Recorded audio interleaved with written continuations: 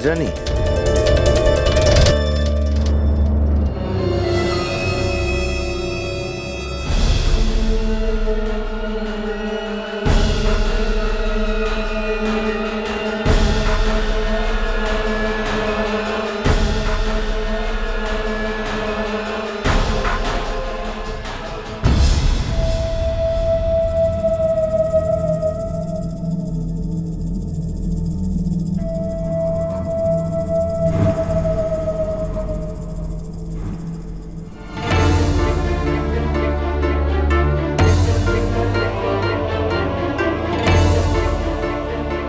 তোমার তোমার এ কি অবস্থা হয়েছে? চোখ মুখে এ কি অবস্থা তোমার? আমি ঠিক আছি রাজরানী, কিন্তু তুমি কেঁদো না প্লিজ। আমি সবকিছু সহ্য করতে পারো, কিন্তু তোমার কান্না সহ্য করার ক্ষমতা ভগবান আমায় দেয়নি।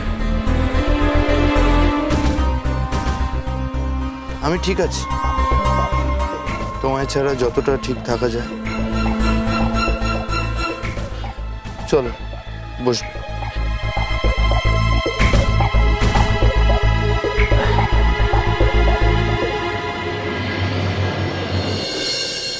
কেমন আছো বলো? ভালো নেই আমি, তোমাকে ছাড়া আমি ভালো থাকতে পারি না। ওই বাড়িতে তোমাকে ছাড়া আমি থাকতে পারছি না, আমি পারছি না।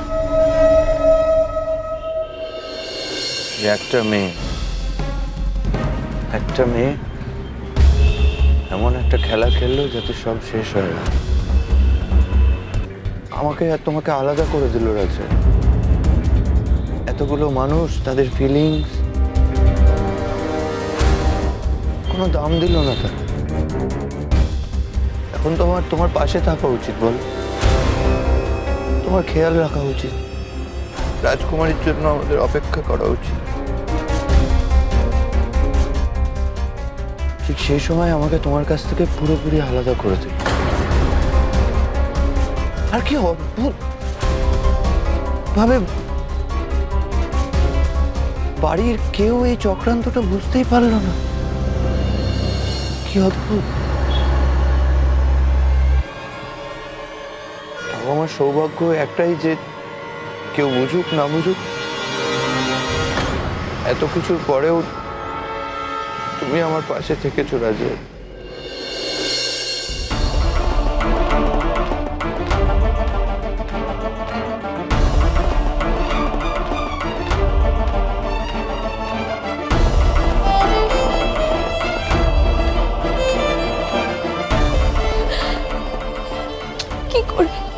কি করে আবার সবকিছু ঠিক হয়ে যাবে বলো তো? ওই বাড়ির সবাই তোমাকে অপছন্দ করে, ঘৃণা করে। আমি কি করে সব সহ্য করবো? আমি পারবো না, পারবো না। তোমার ওর মধ্যে থাকতে হবে না রাজু। আমি তোমায় আমার কাছে নিয়ে আসবো। হ্যাঁ, আমি তো শুধু তোমায় ভালোবেসেছি বলো। ওই বাড়ির টাকা পয়সা সম্পত্তি তো আমার কোনোদিন কোনো লোভ ছিল না। যাই, আমাকে এইসব কথা বলতে হবে না তোমার। তুমি শুধু আমাকে তোমার কাছে নিয়ে চলো, আমাকে তোমার কাছে নিয়ে চলো, এক্ষুনি নিয়ে চলো। ওকে নিয়ে চলো না। আমি তো তোমায় এক্ষুনি নিয়ে যেতে চাই রাজনী, কিন্তু একটু ধৈর্য ধরতে হবে। আসলে আসলে এই সময় তোমার যত্ন দরকার। তোমায় একা ছাড়া যাবে না। আমার সাথে থাকলে, আমি অফিসে গেলে তো তখন তুমি একাই হয়ে যাবে। বল, তাকাও আমার দিকে। তুমি আমাদের সন্তানের জন্য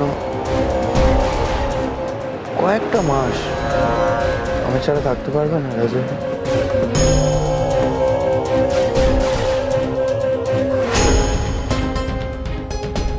আমি জানি যাদের সাথে তোমায় সারাটা দিনরাত কাটাতে হবে, তারা কেউ আমায় সম্মান করে না। চুপ, এইসব কথা তুমি একদম বলবে না। আমি ঠিক কথা বলছি রাজা। আর ওই মেয়েটা যে আমাদের মধ্যে দূরত্বটা তৈরি করেছে, সে সবসময় তোমার আশেপাশে থাকবে। থাক, ওই মেয়েটার কথা বারবার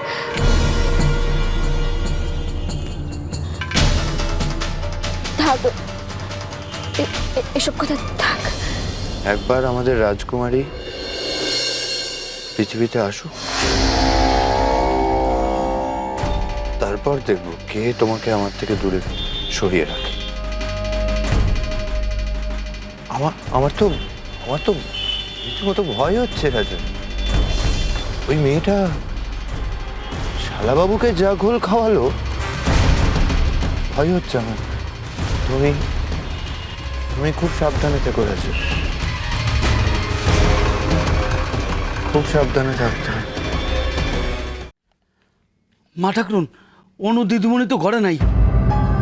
সে কি আবার গেল কই? হ্যাঁ, তুমি ভালো করে চেক করেছো? সবই তো দেখছি, কোথাও নাই। হরি কাকা, আমি ছাদে দেখে এলাম, অনুদি নেই। পাখি,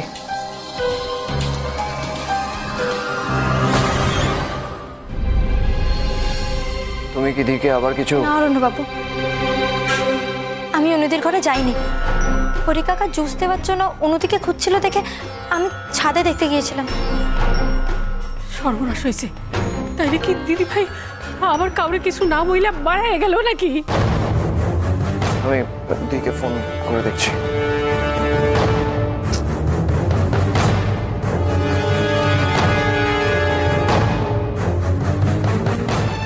ফোন তো সুইচ অফ বলছে।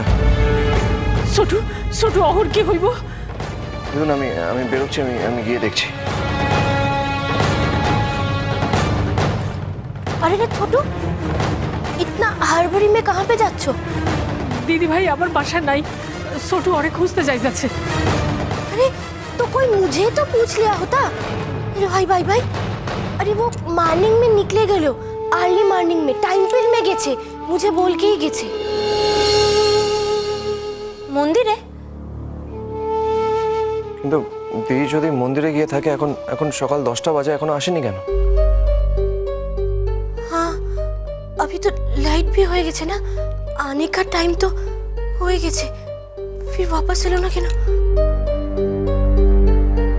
কিন্তু दिदी যদি মন্দিরেই গেছে, তাহলে দিদির ফোনটা সুইচ অফ আসছে কেন?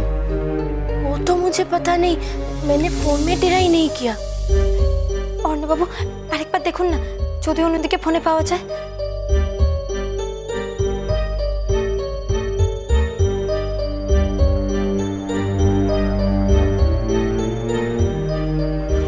না, এখনো সুইচ অফ বলছে। আচ্ছা মামি, দি কি কাউকে নিয়ে বেরিয়েছে? हाँ, वो तो गाड़ी लेके निकले थे। तुम एक काम करो ना, मोहन को फोन करो। ওকে, আমি মোহনকে ফোন করছি।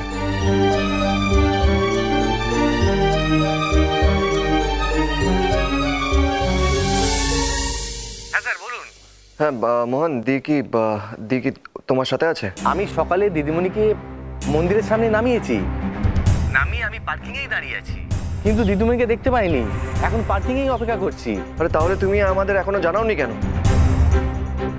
ঠিক আছে, তুমি ওখানে ওয়েট করো, আমি আসছি। ওকে স্যার, ওকে।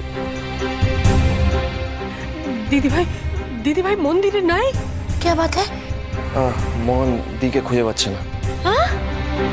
হে ভগবান, আমাকে আর কত পরীক্ষা নিবে, আর কত পরীক্ষা নিবে আমাদের। আমি গিয়ে দেখছি, আমি বেরোচ্ছি।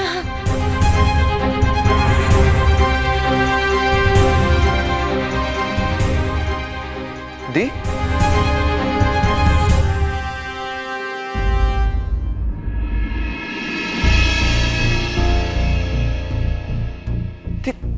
তুই কোথায়? কি হয়েছে দিদি ভাই?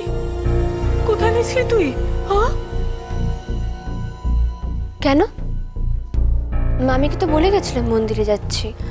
हाँ वो ठीक আছে लेकिन इतना लाइट কেন হয়ে গেল তোমার? হ্যাঁ সবাই প্রসাদ দিও। হরি কাকা এটা ধরো তো। দি তোর তোর শরীর ঠিক আছে তো? अन्नू बेटी तुम्हें गाड़ी में लौटोनी কেন? हाँ मोहन बोलছিল कि पार्किंग में वेटिंग করছিল तुम्हारे लिए लेकिन तुम्हें वहाँ पे पहुँचो ही नहीं। পার্কিং এ গাড়িটা খুঁজে পাইনি, তাই ট্যাক্সি নিয়ে চলে এসেছি।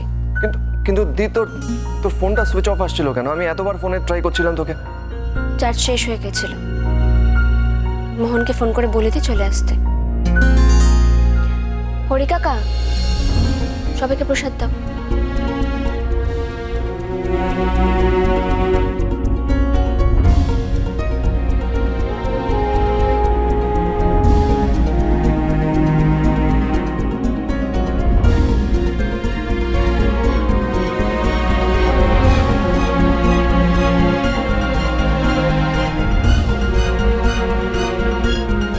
যাই হয়ে যাক না কেন, তোর ছোট কখনো বদলাবে না। বদলে গেছে, সেদিন থেকে বদলে গেছে যেদিন থেকে তোর বিয়ে হয়েছে।